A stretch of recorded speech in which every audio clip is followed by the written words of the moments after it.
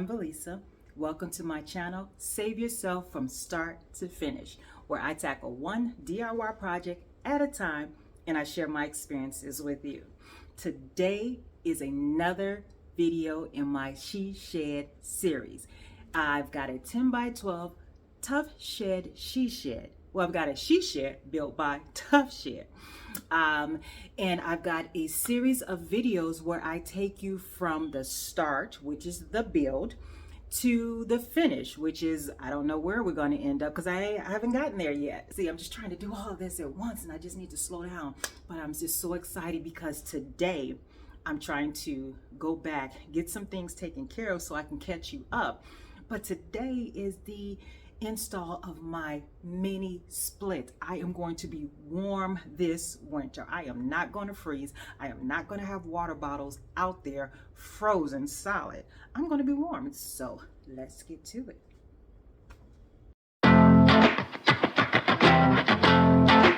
Today, I am tackling the install of my Daikin mini split heating and air conditioning unit. Well, I'm not tackling it. Easy for me to say. I'm not putting it in. That's what I want to say. I am not putting it in. I contracted that job out to a company, Cabela Plumbing, Heating, and Cooling. And you can see the gentleman coming out of my 10 by 12 Tough Shed She Shed. And yeah, they arrived here on time, 8 o'clock a.m. when they said they would. They have been a great company to partner with for this. This has been a long time coming. I mean, this has been a headache to get someone to come out. But when I finally partnered with this company, it was smooth sailing. The sales guy was, I mean, just very informative. He was answered questions that I never knew I needed to know or be informed about. I mean, just great. Like I said, the company, every person that I spoke with from this company was great. But yeah, these two guys, it's a two-man crew and they're putting it in and they're moving through this. They've got here at 8 o'clock and it's maybe about 8:20 now, and they've got the template up and they're moving through this.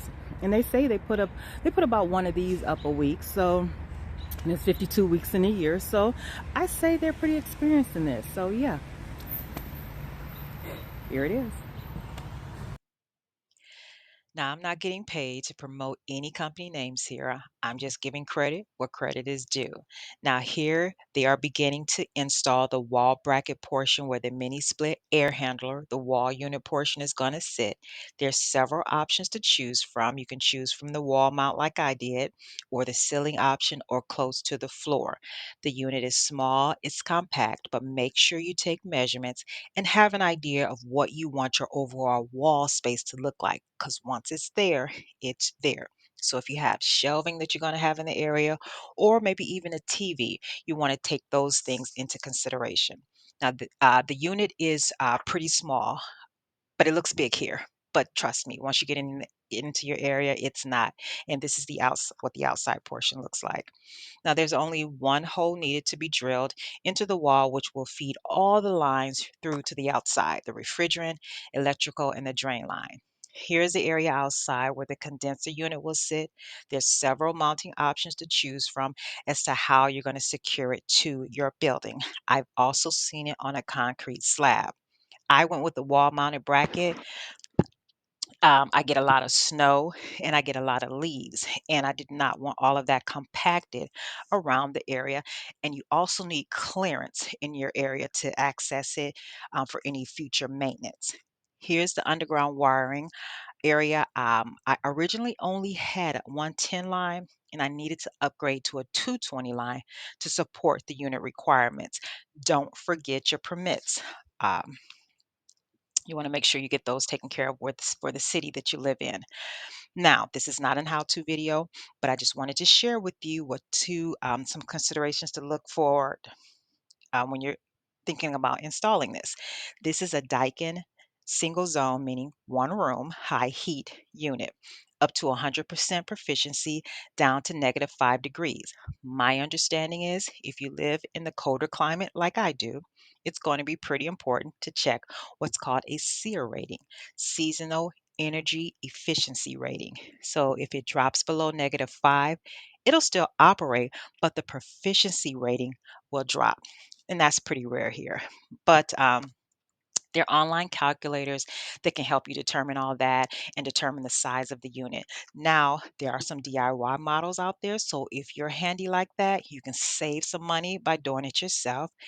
But if you hire a pro, they can assist you with all of that as well, and they're going to take into account the room size, the climate that you live in, how much sun exposure you get, if you have exterior walls, what you're going to use your room for.